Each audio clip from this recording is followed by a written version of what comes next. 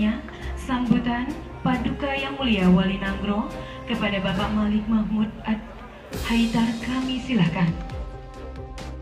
Malik Haidir Mahmud, demikianlah nama asli beliau. Seorang tokoh elit Gerakan Aceh Merdeka GAM yang dikenal dekat dengan Wali Nanggro Hasan Tiro. Tokoh yang satu ini memang sangat unik, tertutup dan sangat berhati-hati dalam berbagai isu yang menyangkut akan latar belakang dan riwayat hidupnya, sehingga tidak diperoleh catatan yang jelas apa dan siapa Malik Mahmud tersebut. Sementara itu, arah politik Aceh pasca pendatanganan MUU Helsinki menjadikan contoh tokoh ini begitu populer sebagai Perdana Menteri GAM yang berhasil membawa perdamaian ke Aceh melalui jalur politik. Hingga saat ini tidak ada catatan yang jelas mengenai siapa sebenarnya Malik Mahmud ini, dari mana ia berasal, kompetensinya dalam karir yang digulitinya selama ini, catatan pendidikan dan pengalaman pekerjaan keluarga, anak dan istri, serta hal-hal lain yang terasa gelap bagi masyarakat Aceh tentang sosok yang disebut-sebut akan menjadi figur pemersatu bagi rakyat Aceh.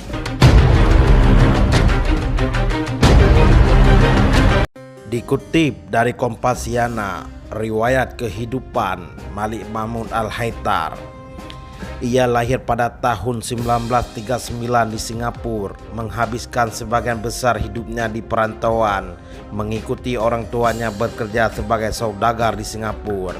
Semasa tinggal di Singapura, ia sempat bekerja sebagai pegawai pencatatan dan kelahiran sipil, lalu daftar sebagai tentara marinir Singapura akibat program wajib militer yang diberlakukan oleh negara itu. Tidak ada catatan yang jelas mengenai kiprah maupun karir Malik di militer. Selanjutnya, asal nama Malik Mahmud Al-Haidar berasal dari kesulitan beliau di masa kecilnya dengan menyebut nama tengahnya Haidir, sehingga menggantikannya dengan ejaan yang lebih mudah menjadi Haidir atau Haidar. Kata penambahan Al itu hanyalah reka-reka sendiri, mengingat orang Aceh senang dengan hal-hal yang berbaur ke Arab-Araban. Ibunya berasal dari Lamrih, Lambaru. Ayahnya Haji Mahmud berasal dari Rampu'u, Banda Aceh, campuran Arab dan India. Haji Mahmud pindah ke Singapura untuk mengembangkan bisnis perdagangan. Almarhum Haji Mahmud Haidir, demikian ia disebut, merupakan pedagang Aceh yang hebat, sangat kaya dengan sejumlah tanah yang dimilikinya hingga di Singapura. Semasa ia hidup sebagai orang dagang, Haji Mahmud menjalin persahabatan dengan berbagai kalangan baik di Aceh maupun di Singapura. Ia juga cukup dekat dengan tokoh-tokoh DITII seperti Tengku Ilyas Lubeh dan Tengku Daud Bereh. Sementara Hasan Tiro sudah dianggap seperti anak sendiri olehnya. Sementara itu, di kalangan Singapura pun Haji Mahmud cukup akrab dengan tokoh-tokoh kawasan Gilang, tempatnya tinggal, seperti kelompok Setong, Wo Sing Wong, Sun Teong, hingga Roland yang merupakan cikal bakal tokoh mafia terkenal yang sangat dekat dengan Malik Mahmud.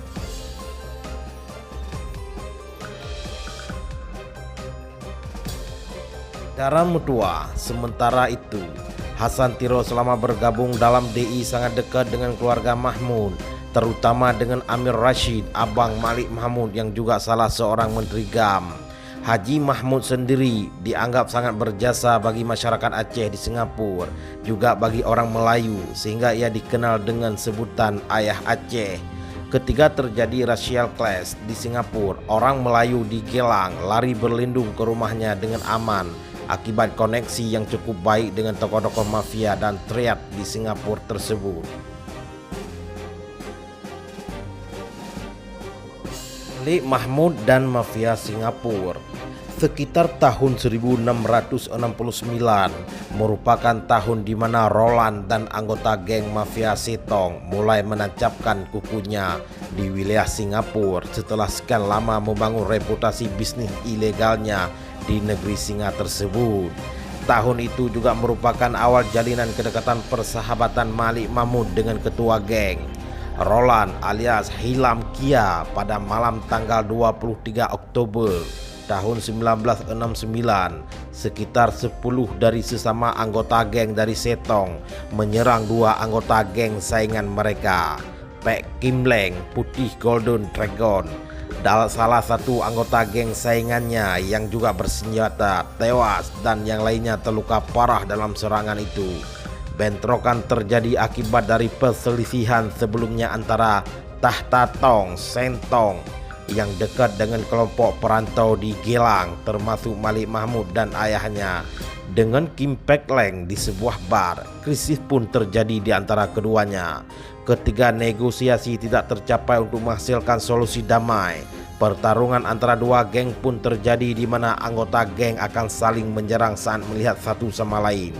Untuk menghindari adanya kejaran dari pihak kepolisian Singapura, Roland dengan dibantu kelompok Setong dan Malik Mahmud melarikan diri ke Malaysia, dan atas bantuan koneksi dari Haji Mahmud yang luas, Roland berhasil ke Belanda dengan dibantu oleh mantan pelaut Singapura yang telah bermukim di Belanda bernama Big Johnny.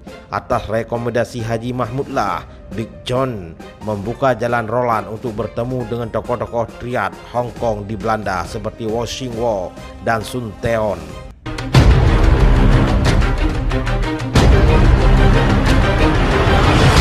Saudara mutua, kelompok ini yang selanjutnya terkenal dengan sebutan Geng Ah Kong yang beroperasi hingga ke seluruh dunia termasuk Amsterdam, Belanda.